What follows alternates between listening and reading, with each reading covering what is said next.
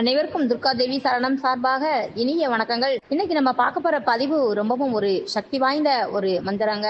அதுவும் வழிபாட்டுக்குரிய ஒரு சிறப்பான ஒரு வழிபாடு என்று சொன்னால் நம்மளுடைய விநாயக பெருமானுக்குரிய முழு முதற் கடவுளாக திகழக்கூடிய விநாயக பெருமானுக்கு உகந்த ஒரு வழிபாடுகளில் மிகவும் ஒரு முக்கியமான வழிபாடாக இருப்பதுதான் சங்கடகர சதுர்த்தி நாள் அன்று நாம செய்யக்கூடிய வழிபாடு ரொம்பவும் ஒரு விசேஷமான சக்தி வாய்ந்த ஒரு வழிபாடுங்க. சங்கடகர சதுர்த்தி என்பது வைகாசி மாதத்தின் கடைசி நாளான அதாவது நாளைய தினம் ஜூன் மாதம் 14ஆம் தேதி சனிக்கிழமையோடு சேர்ந்து வருகின்றதுங்க. மிகவும் ஒரு அற்புதமான நாள். இந்த நாளை யாருமே தவற விட்டுடாதீங்க. அதனால இந்த சங்கடகர சதுர்த்தியை சனி மகா சங்கடகர சதுர்த்தி என்று கூட சொல்லுவாங்க.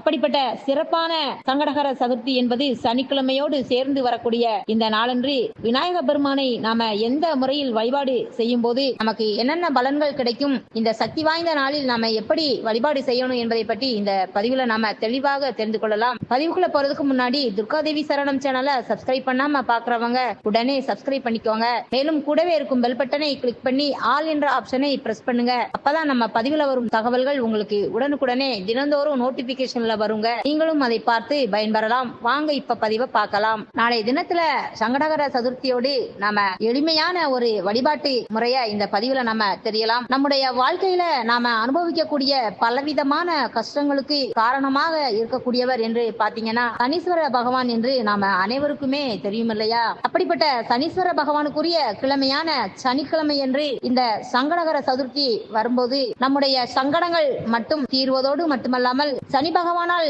ஏற்படுகின்ற தோஷங்கள் எல்லாமே விலகுங்க. அப்படிப்பட்ட இந்த நாளில் நாம செய்ய வேண்டிய ஒரு எளிமையான வழிபாட்டை நீங்க இந்த பதிவுல தெளிவாக விரிவாக தெரிந்து கொள்ளலாங்க. அதாவது ஜூன் மாதம் 14ஆம் தேதி நாளைய தினம் சனிக்கிழமை என்று மதியம் 3:33 ஆரம்பித்து மறுநாள் ஞாயிற்றுக்கிழமை மதியம் 3:03 வரை இந்த சதுர்த்தி திதி என்பது இருக்கிறதுங்க. இந்த சதுர்த்தி வழிபாடு பொதுவாகவே எப்போதும் மாலை நேரத்தில் தான் நம்ம கடைபிடிப்போம் என்பதால் வழிபாட்டிற்குரிய உகந்த நாளாக இந்த சனிக்கிழமை இருக்கின்றது இல்லையா? இன்றைய நாளில் நாளைய தினம் மாலை நேரத்தில் அருகில் இருக்கக்கூடிய விநாயகர் ஆலயத்திற்கு சென்று நீங்க அங்க நடக்கக்கூடிய அபிஷேகங்களில் கலந்துக்கோங்க. கண்டிப்பாக நீங்க அனைவருமே கலந்து கொள்வது ரொம்பவும் சிறப்புங்க. அபிஷேகங்கள் அனைத்துமே நிறைவடைந்ததும் அங்கு கற்பூர ஆரத்தி காட்டிய பிறகு விநாயக பெருமானுக்கு நாம தீபம் ஏற்றுவது ரொம்பவும் ஒரு சிறப்புங்க.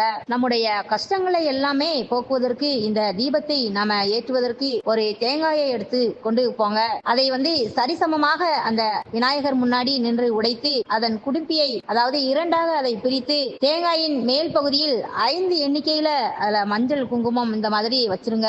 அதுக்கப்புறமாக விநாயகருக்கு முன்பாக அதை வச்சுட்டு ஒரு வாழை இலை விரித்து அந்த தேங்காயை அது மேலே வைத்து வாழை இலை மேலே பச்சரிசி வைத்து அதன் தேங்காயை அதன் மேல் வைப்பது ரொம்பவும் சிறப்புங்க. அப்படி மஞ்சள் குங்குமம் வைத்து அந்த தேங்காயில் தேங்காய் எண்ணெயை ஊத்தி அதாவது இந்த தேங்காயை நம்ம வைத்து தேங்காய் எண்ணெயை ஊத்தி அதுல திரி போட்டு அதாவது இரட்டை திரி போட்டு அந்த தேங்காய் தீபம் ஏற்றுவது. அந்த திரியானது தீபமானது கிழக்கு பார்த்து இருக்குமாறு வச்சிருங்க.